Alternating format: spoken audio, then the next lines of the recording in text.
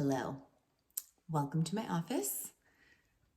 This is a very unique space for me to be in because normally you guys see me out in the garden, but this video is to show you exactly what I do when I'm planning a new space or for a new season.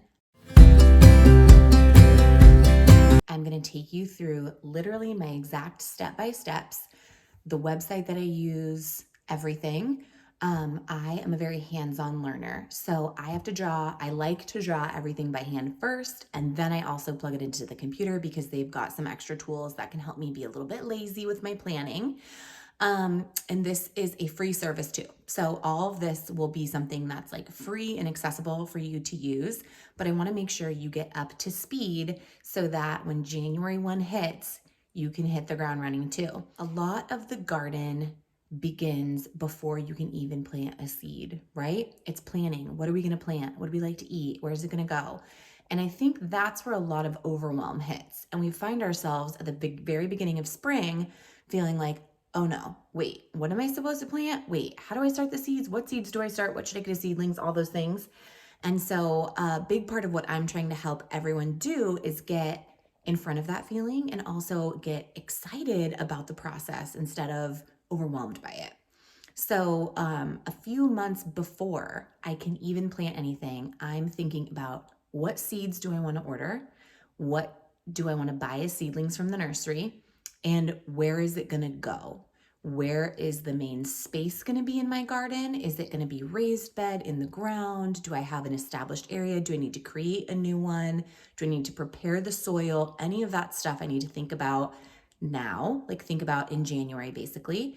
And also, work backwards from my plant date. So in zone 10 where I am, I essentially can garden year round, but there are things that do better for me in December versus April, of course. I mean, we do get hot summers and we get a little bit of chilliness in the winter or more rainfall, less sun exposure on my beds. So those are things I'm going to think about. But for me in spring, I'm really going to wait until closer to April or May to get those spring summer crops in the ground because my summer heat is more late season. So I right now have a ton of work to do to get planting in December and January.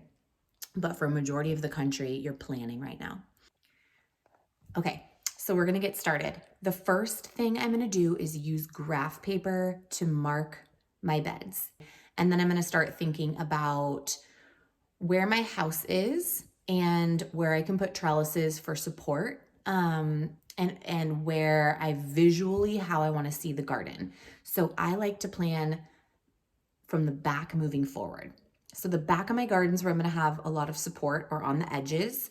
I like to put support along the edges, along the back. And then anything that's going to vine over, I like to have on the edges or in corners as well because I want to see it. So I'm thinking, like nasturtium, for example, beautiful vine, or even some squash or like cucumber. Those are things I like to put so they can hang over the edge. It's beautiful. It gives them more space. So they're not just sitting on the soil. Or give them trellises to move up. But make sure that wherever the sun is going to hit them does not create shade unless you want it to, right? If there's something that needs more shade, that likes a little bit less sun or can get too hot, then you can put that in the shade of your other vegetables. That's sort of like an interplanting approach. So that's how I'm going to do things. I'm going to show you guys just sketching out my beds and some concepts for what I have and what's going to go where. Let's get started. Okay, so it's December and that's when I will be planting next. So what I'm going to do is I've got an 8-foot bed, a 10-foot bed, a 10-foot bed, and an 8-foot bed, and I'm going to use 2 squares for every 1 foot so that it gives me space to write in. And my berms are also 2 feet wide, so I will note that as well. So this is going to be 1 foot, 2 foot, and then it's 10 feet long. So we'll need 20 squares. 1, 2, 3, 4, 5, 6, 7, 8, 9, 10, 11, 12, 13, 14, 15, 16, 17, 18, 19, 20. And I make these little notches to help me know that that is just 1 foot. This next bed is 8 feet, right? So 16 squares. Let's see, 2, 4, 6, 8, 10, 12, 14. There we go for that. This is the 8-foot bed. Okay, I'm gonna work on the next 2 and I'll pick back up with you when those are done. Okay, now I've got all my berms laid out. This is a ton of space, you guys. So what I'm gonna think about, this is the back, and then our house is down here. This is the rest of the garden, is I wanna put trellises here. So tall things, trellises here, and then this is a walkway. This is sort of nothing. So anything that's gonna spill over, I'm gonna wanna put over here. Right now, my nasturtium is going off. I would go as far as to do nasturtium on every single edge. I wanna do Brussels sprouts. Those need a lot of space. I think I will probably place a bunch of Brussels in this berm because it'll look really pretty. It'll take up a lot of space and they'll get big, and we can sort of dedicate a majority of this berm to the Brussels, which do need more space, maybe some cauliflower too. And those plants get so big and it'll just look really pretty. When I'm looking from here, it's gonna fill out and just be very green and lush here and create a very layered look to this garden. Back here, like I said, with the trellises, something that might do well, like peas. We just eat so many of them. You can never go wrong planting peas. And maybe a small row in front of something that is complementary to peas, like carrots, that won't get disturbed as much by my kids. So as I'm talking through this, this is when I start to jot down those ideas. So I'm like, okay, peas, carrots, this is 10 feet, right? So maybe we'll put more, what's gonna go well here? Maybe we'll do something, this is roots, these are above ground. I like pairing things like that together. Maybe we'll do something like kale here. This, what did I say? Brussels and maybe some more cauliflower. Up here, I'm thinking some more root veggies. I'm thinking turnips, radish, something that's gonna be, let's see, beets and I was talking about nasturtium, right? Over the edges. So we can kind of, those will go in the berms, but I'm just, I want them along that edge. And then in the front, in these, this garden I'm not showing you guys here, I've got some flowers up front and I really like how that looks. I've got some stalk, so maybe we'll do more of that to create some uniformity. Stalk, and then some leafy green here to help fill in the gaps so I'm not staring at the soil here because my berms are kind of raised a little bit. So this is another great place to put leafy greens or maybe lettuce. So we'll do some lettuces, maybe some cabbage. That fills out and looks really, really pretty. Calendula spreads, that's another great option. And some pansies as well would be great to go. Maybe stock/pansies here. So you get hit visually when you're looking from the house at beautiful, colorful flowers, lush greens. We've got some seeds and some green tops coming up here. And then here we've got gorgeous big brassicas, and then we've got some trellises and some in the ground stuff. You won't really see these guys that much, but that's okay. So I just put on concept this here, and then this is where I take what I'm thinking and I take it to the computer. Okay, I use growveg.com. I've never told anybody this, but this is what I've used for clients and everything. And you do a login. I think it's free to have like one user, but if you have to pay if you're going to make more than one garden plan. So I have a subscription, but the garden planner, oh, here we go, is getting an update. I'm just going to go to the classic planner because that's what I've used. I don't know the new one as well. They're doing some changes, but this is where I start. This is where I go in to create my plans online. So the benefit of Grow Veg is that they help you space things, and they really just give you a beautiful visual of what's going to go where so that you know what to do. And you don't have to think about it too much. It will also give you a lot of great companion planting ideas, and that's really fun too. Okay, so to create a new plan, I'm going to put in my name and then the size of my plan. I'm going to do that and then open it up so you can see. Here we are inside the Grow Veg garden planner, and this is my little plot. I just like to have a little bit of extra space, but I like keeping things kind of tight so I can see it all on the screen. So I'm going to create some beds, and let's see, mine are 2 feet by 10 feet up here. And I'm going to leave about a foot of space in between 2 feet by 8 feet here, as you know. And we are gonna just do, oh, it looks like I might not have made this wide enough. Let's just make sure.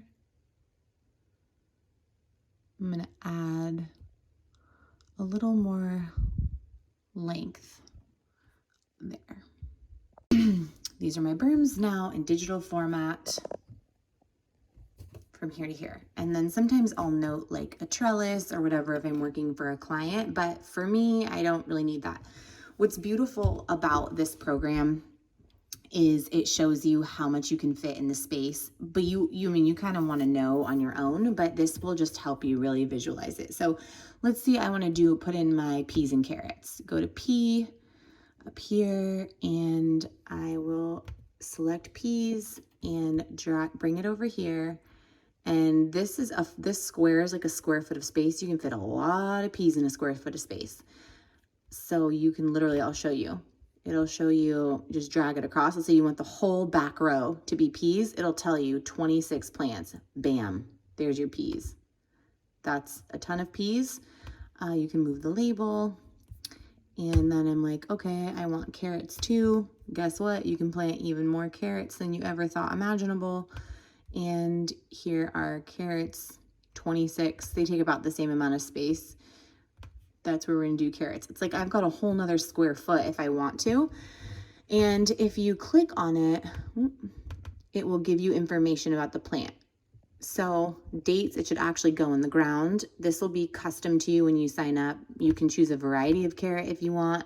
You can add in notes if you want for yourself, position. It'll tell you on the plot. Here we go. Click on this little eye. There you go. Crop rotation group, soil, position, frost tolerant, perennial, feeding, companions, spacing. So this is an incredible resource for someone that feels overwhelmed by what do I plant where. This program will tell you. Beautiful. Okay. So this is my first bed. I'm going to play around and keep on adding things, and I will show you guys how I do that.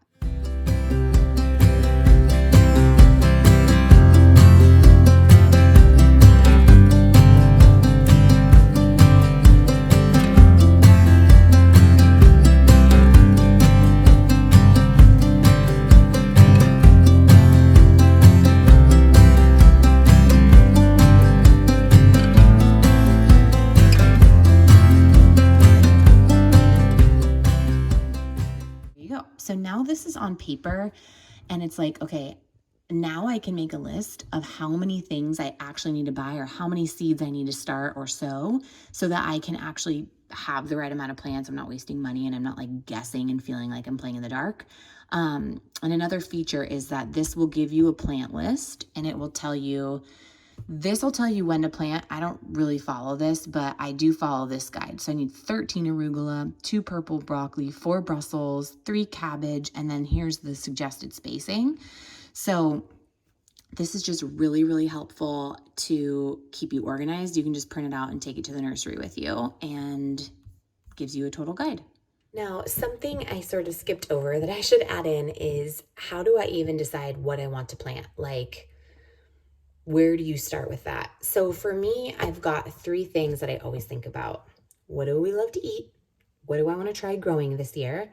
And what do I like to gift? Or what do I think is going to look pretty on the table? So I always have flowers, plus they're great pollinators. I always have the tried and true. Like my family eats peas and broccoli, those are going in. Carrots, same. But I've never grown turnips before, and so I'd love to try that. And that gives me an excuse to come up with new recipes and get the family excited about something new. So, those are the three sort of questions I ask myself when I'm planting. And I start making a list. And if you don't feel like you know what's in season, um, that's where my subscription could come in place. Or, I mean, of course, you can just Google, like, I don't know, like what grows well in spring in my zone. So that's kind of how I come up with what do I even want to plant. I've been doing this for a while, so I know what I want to plant. I know what I want to try. I've always got things in the back of my mind, and I keep a list on my phone of fun ideas. When I see someone grow something that I've never grown before, I put a note in my phone. I have like a garden note, and I look at that every season and reference that. And I've got like, I mean, you guys know I'm obsessed. So I have a folder in my Instagram where I've saved pictures of things like scarlet runner beans. I wanted to grow. I saw someone else growing them. And so I had that on my list, and I've got some of those in the garden now. But those are just little tips and tricks that I use to get started on that front and to give me like all the ideas. Okay, there you have it. This is how I plan. Now I can go to the nursery and I can start putting plants in the cart and in the ground. Hopefully this was helpful. And if you guys have any questions, you can always email me or just catch me inside the garden club, where we will have a private group and we will be able to ask each other questions and talk about our zone specific needs and all those things. So I hope you guys enjoyed, and I hope to see you in the club soon.